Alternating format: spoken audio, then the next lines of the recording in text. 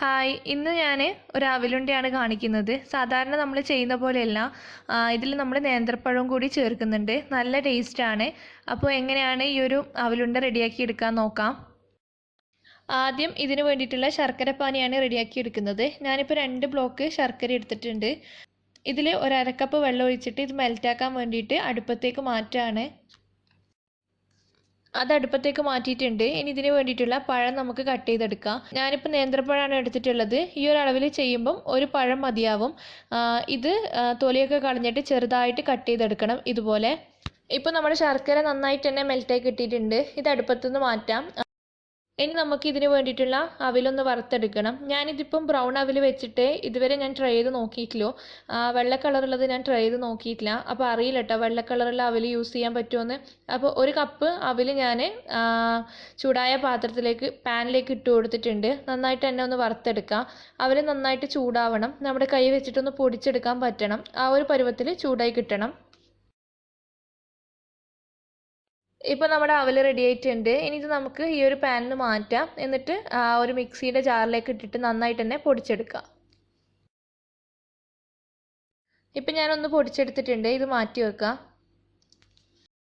ഇനി പഴമൊന്ന് വിളയിച്ചെടുക്കണം. അതിനായിട്ട് ഒരു 2 ടീസ്പൂണോളം നെയ്യ് ചേർത്ത് കൊടുക്കുന്നുണ്ട്. ഇതിൽ നമ്മൾ കട്ട് ചെയ്ത് വെച്ച പഴം ഇട്ട് കൊടുക്കാം. നല്ല പഴുപ്പുള്ള പഴം ഇതിനു വേണ്ടി എടുക്കുന്നതാണ് നല്ലത്. ഇതിപ്പോൾ അത്ര പഴുത്തിട്ടില്ല. ഞാൻ ഇതിലേക്ക് ഒരു 2 ടീസ്പൂണോളം പഞ്ചസാരയും കൂടി ചേർത്ത് കൊടുക്കുന്നുണ്ട് വിളയിച്ചെടുക്കാൻ വേണ്ടിയിട്ട്. ഈ ഒരു നെയ്യിലും പഞ്ചസാരയിലും ഇട്ടിട്ട് പഴം നല്ലോണം വേവിച്ചെടുക്കണം ഈ ഒരു പരുവത്തിൽ. പഴുത്ത പഴമാണെങ്കിൽ പെട്ടെന്ന് റെഡിയാവും. ഇത് അത്ര പഴുത്തിട്ടില്ലാത്തതുകൊണ്ട് കുറച്ച് സമയം എടുത്തിട്ടുണ്ട്. അപ്പോൾ ഞാൻ പഴവും മാറ്റി വെച്ചിട്ടുണ്ട്. ഇനി ഒരു പാൻ വെച്ചിട്ടുണ്ട്. ഇതിലേക്ക് ഞാനിപ്പോൾ 2 ടീസ്പൂണോളം നെയ്യ് വീണ്ടും ചേർത്ത് കൊടുക്കുകയാണ്. നെയ്യ് ഒന്ന് ചൂടായി വന്നപ്പോൾ കുറച്ച് കാഷ്നട്ട് ആദ്യം ഇട്ട് കൊടുത്തിട്ടുണ്ട്. അത് ഒന്ന് റോസ്റ്റായി കഴിഞ്ഞാൽ കുറച്ച് റൈസൻസും കൂടി ഇട്ടിട്ട് വറുത്തെടുക്കുന്നുണ്ട്. റൈസൻസ് ഒക്കെ ഒന്ന് പഫായിട്ട് റെഡിയായി കഴിഞ്ഞപ്പോൾ ഞാൻ ഇതിലേക്ക് തേങ്ങയാണ് ചേർത്ത് കൊടുക്കുന്നത്. ഒരു 2 ടേബിൾ സ്പൂണോളം ചിരകിയ തേങ്ങയാണ് ഇട്ട് റോസ്റ്റ് ചെയ്തെടുക്കുന്നത്. 2 ഏലക്കായും കൂടി ഇട്ട് കൊടുക്കുന്നുണ്ട്. എന്നിട്ട് നമ്മൾ സാധാരണ അടക്കൊക്കെ ചെയ്യുന്നില്ലേ, ഒരു ലൈറ്റ് ബ്രൗൺ കളർ ആകുന്നത് വരെ ഒന്ന് വറുത്തെടുക്കാം. തേങ്ങ ഒന്ന് റെഡിയായി വന്നപ്പോൾ ഞാൻ ഇതിലേക്ക് നമ്മൾ നേരത്തെ വേവിച്ച് വെച്ച പഴം ചേർത്തിട്ട് നന്നായിട്ട് തന്നെ മിക്സ് ചെയ്തെടുക്കുന്നുണ്ട്.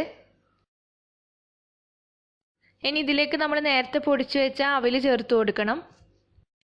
ഇനി ഒന്ന് മിക്സ് ചെയ്തെടുത്തതിന് ശേഷം ഫ്ലെയിം ഓഫ് ചെയ്യാം കേട്ടോ. ഫ്ലെയിം ഓഫ് ചെയ്തതിന് ശേഷം ഞാനിതിലേക്ക് ശർക്കരപ്പാനി ചേർത്ത് കൊടുക്കുന്നുണ്ട്.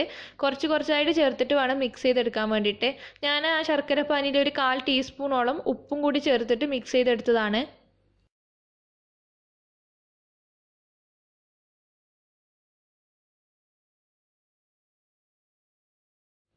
കുറച്ചായിട്ട് ചേർത്തിട്ട് നല്ലൊരു നമുക്ക് ഉരുള പിടിക്കാൻ പറ്റുന്ന ആ ഒരു പരുവത്തിൽ ആക്കിയെടുക്കണം. ആദ്യം തന്നെ ഫുള്ളും ചേർത്തിട്ട് ഒരുപാട് ആക്കരുത്. അപ്പോൾ നമുക്ക് ഉരുള പിടിക്കാൻ പറ്റൂല. ഇപ്പോൾ റെഡി ആയിട്ടുണ്ട്. ഇനി നമുക്കിത് ബോളാക്കി എടുക്കാൻ വേണ്ടി തുടങ്ങാം. കയ്യിൽ കുറച്ച് നെയ്യ് തടവിയിട്ടാണ് ഞാനിത് ബോൾസാക്കി എടുക്കുന്നത്. നിങ്ങൾക്ക് വലിയ ബോൾസാ വേണ്ടെങ്കിൽ വലിയ ബോൾസാക്കി എടുക്കാം. അല്ല ചെറുത് മതിയെങ്കിൽ ചെറുതാക്കി എടുക്കുക. അതൊക്കെ നിങ്ങളുടെ ഇഷ്ടം പോലെ ചെയ്യാം. ഇതുപോലെ തന്നെ എല്ലാം നമുക്ക് ചെയ്തെടുക്കണം.